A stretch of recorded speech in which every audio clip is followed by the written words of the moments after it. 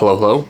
I'd like to speak with you about the ending, part 4 of Dostoevsky's The Brothers Karamazov. So, where did we leave off in part 3? Right, part 3 we left off with Dmitri just being arrested, awaiting trial, taken away from his scandalous party in Buckroy at like 5 in the morning, and yeah, everyone's kind of in low spirits. So instead of continuing on with that narrative, Dostoevsky gives us a bit of a break and introduces a new character. Now it turns out we've met this character a little bit before. His name's Kolya, and he's one of the boys that was picking on Ilyusha, who was in that scene with Alyosha. They were throwing the stones at each other, and then Ilyusha went and bit Alyosha's finger nearly to the bone. One of those boys that was throwing rocks at him was named Kolya. He's a bit older. Maybe, I think he's 14 and Ilyusha's 10 or something like that. And Ilyusha's father was the guy that Dmitri pulled outside the bar by his beard. And then the kids make fun of the dad's beard, calling him back scrubber and all these things. Okay, anyways. Ilyusha is now very sick, and he's in bed. And remember that his family situation is very terrible, right? So his father that got beat up by Dmitri, he's like a retired army general or something. They have no money. They live in a shack with like little food. One of his daughters is off studying in Moscow or something. His other daughter is lame. Her legs don't work. His wife is like, acts like she's 4. She has some sort of mental issue. And then Ilyusha is now deathly ill. So this guy's just had a rough go. Now Ilyusha had a dog at some point, and Smerdyakov, I forget exactly who did it, but I think Smerdyakov hid a pin, or taught Kolya how to hide a pin inside of a piece of bread, and then threw it to Ilyusha's dog, who ate it with the pin inside, and then the dog went missing, right? So Ilyusha feels responsible because I think he's the one that fed the bread to the dog. He didn't know that the pin was in there, but the dog went missing, so he feels like he just killed his dog. And one of the big themes in the book is how sickness and like suffering are tied to like your conscience and like your sense of guilt. And so we get this connection between Ilyusha being sick and his conscience for his dog. And so Alyosha has been helping the schoolboys kind of reconcile with Ilyusha and kind of bringing them one by one into the house so they can sort of raise Ilyusha's spirits a bit. And so Kolya is the last one to come. He's like the leader of the group. He finally shows up, and he brings his dog that he's taught tricks to, who looks exactly like the dog that went missing that Ilyusha thought he killed. I think the book insinuates that it is the same dog. And so he tries to bring the dog in to lift Ilyusha's spirits, and it works for a while. And he also brings this funny little cannon that like shoots little pellet balls or whatever, and Ilyusha finds that quite entertaining as well. So there's this like nice scene of them kind of making up and getting along. But I'll touch back on Ilyusha in a bit. We hear Dostoevsky actually ends the book with Ilyusha as well, so interesting artistic choice there. Anyways, that's how we open part 4, is with that scene. Then Alyosha leaves Kolya and Ilyusha, and he goes to visit a few different people. He visits Grushenka, and then he goes to visit Lise and Mrs. Koklakov, which is a very interesting interaction. So Mrs. Koklakov is like, hey, like Ivan's been to visit Lise. And remember from part 2, I think, Lise actually had an informal engagement with Alyosha. So Alyosha was planning on marrying her once he left the monastery. But Lise, once Alyosha goes downstairs from Mrs. Koklakov to see Lise, it's revealed that they have broken off their formal engagement. And the reason that Lise gives for this is because she says that, oh, Alyosha, I can't respect you. If I was cheating on you and I asked you to carry a note to the person I was cheating on you with, you would just do it. Like, I can't respect you. So they've broken off their formal engagement, or informal engagement. And it's revealed later that Ivan got a note from, or Alyosha carries a note from Lise to Ivan, basically offering to marry him instead, which is very strange. And then Ivan kind of just calls her like a loose girl and just tears up the note and doesn't take her up on it. Of course, because Ivan's in love with Katerina. Sorry, if you're just tuning into this video for the first time and didn't watch part 1 through 3, you're probably really confused. And I should have mentioned this at the beginning as well, but massive spoilers. So if you're going to read it soon, don't watch. But we're already like 5 minutes in, so it's probably too late.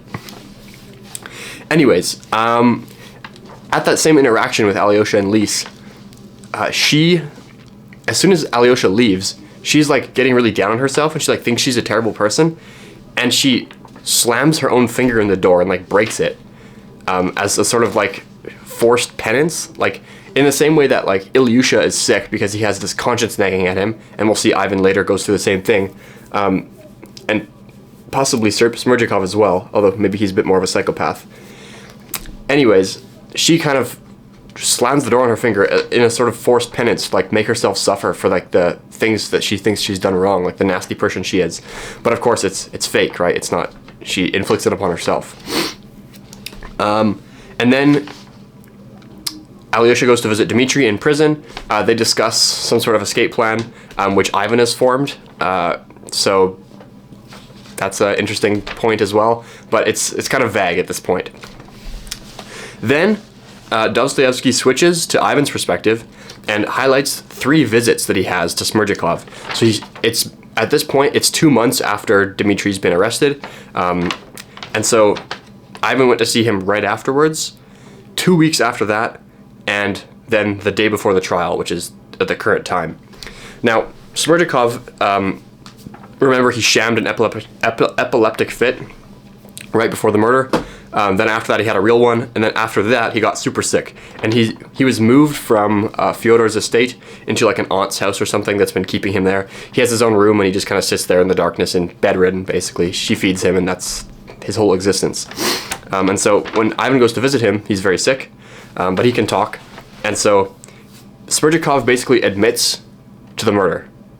That's the massive spoiler, but at the same time as doing that, he tries to implicate Ivan as well. He's saying that like that interaction that we had before you left for Moscow, that was me like asking you permission to murder your father, and you went along with it. So you're actually responsible for the murder, not Dmitri and not me, because I'm just kind of your agent. I just kind of did your will. And so Ivan is like put in this really terrible situation where he starts to like believe that he is in fact responsible for his father's murder. Contrary to all the evidence against Dmitri, right? And so on his 3rd visit, so those are like the first 2 visits, on his 3rd visit, he sees like a peasant guy who's really drunk, and he bumps into him, and the peasant guy falls over with his face in the snow and kind of just lays there, and Ivan's like, not my problem. And then he visits Smerdyakov again. They kind of have this one last discussion, and then he leaves, and then on his way back, Ivan sees this same guy in the snow, passed out still, just laying there, and he picks him up and brings him to a hotel and pays to have him like taken care of and any medical treatment. And so we kind of get this like Good Samaritan moment where Ivan kind of does something good, which we're not really in character for him.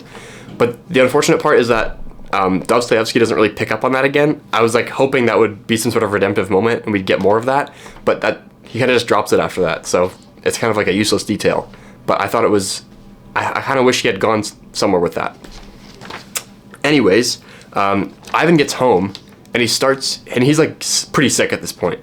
Ivan, similar to Ilyusha, he feels guilt over his father's murder, which has been building up since his first meeting with Smerdyakov, and he's like going into brain fever. He's like hallucinating and like seeing things, and he gets visited by Satan, and it's revealed that it's not the first time that he's seen the devil or Satan.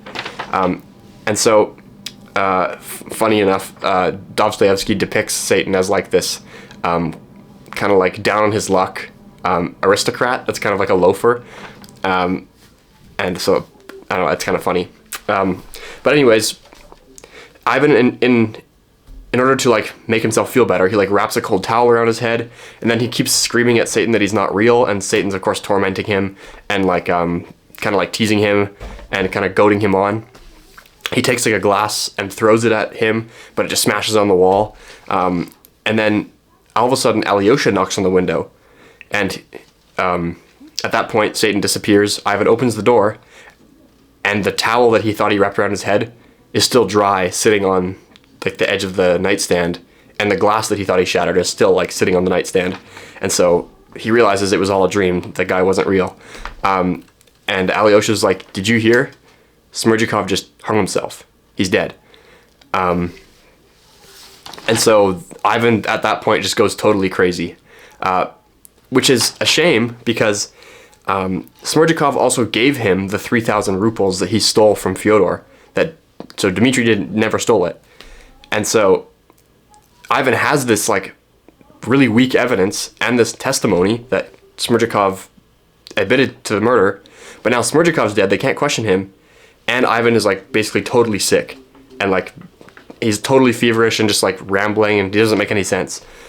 So he's like the one person that can like save Dmitri, but his testimony is worthless because he no one believes him. He's like feverish. So that's pretty bad. And then after Alyosha's visit, we cut to the trial. And this is like the majority of part 4. Now, I don't want to like go into all the details because there's a lot of speeches and a lot of the details, details are redundant. Not only in part 4, but also from the testimonies we've heard from part 3 when they examine the witnesses at the hotel. But some of the key points is that Alyosha remembers all of a sudden that Dmitri, before the murder, struck his chest and said, I have everything to like redeem myself right here. And Alyosha was like, thought he was pointing to his heart, but then he was like, why is he like pointing above his heart? That's weird. Of course, the key detail from the preliminary investigation was that Dmitri never spent the full 3,000 from Katerina, that he still had 1,500 in a cloth wrapped around his neck, that he never told anyone about. So that there's that helpful piece of evidence for the defense from Alyosha. But then Ivan comes in, he rambles, no one believes him, like I kind of already alluded to, so that's unfortunate. And then in order for, because Katerina loves Ivan, right? So in order to like establish his, or kind of like earn back his reputation, kind of, she steps in and reveals this letter that she's been hiding until now, that Dmitri wrote like a few days before the murder while he was drunk, but it says that I'm going to kill my father, which seems like pretty like condemning evidence, right? And so that kind of is the key detail that kind of cinches the case of the prosecution. And then the prosecution and the defense give their final speeches, which are quite lengthy and eloquent, I suppose. Everyone's kind of impressed by the prosecution, but even more impressed by the defense. The defense kind of makes an appeal to their emotion, and I think it says like 80% of people in the courtroom like think he's going to be acquitted. The line of argument the defense took was that, well, all of the evidence together seems to point that Dmitri's the murderer, but in fact, any one fact or key detail by itself is not enough, is not like provable. It's all hearsay. So he kind of tries to dissect the corroborating evidence. So he also says that since no one saw the money but Smerdyakov, there was no money. Yeah. Anyways, then the jury. So the case is decided by the jury. I think it's 12 members. 4 of them are civil servants from the town, and 8 of them are peasants. They go out. Everyone's like, yeah, he's going to be acquitted. They all come back, and they all say guilty with no leniency, which means that that's the full maximum sentence. And they all say guilty, which I'm actually not really sure. I wasn't sure what would happen, but I was surprised at this, that they all said guilty. And then that's the end of the book. Thankfully, he does include an epilogue. So the epilogue, I'll go briefly over it. Dmitri, Grushenka, Katerina, and Alyosha kind of all discuss this escape plan that they're going to do. I think that involves paying off some sort of official while he's being transported. And Dmitri asks Alyosha for moral permission to escape.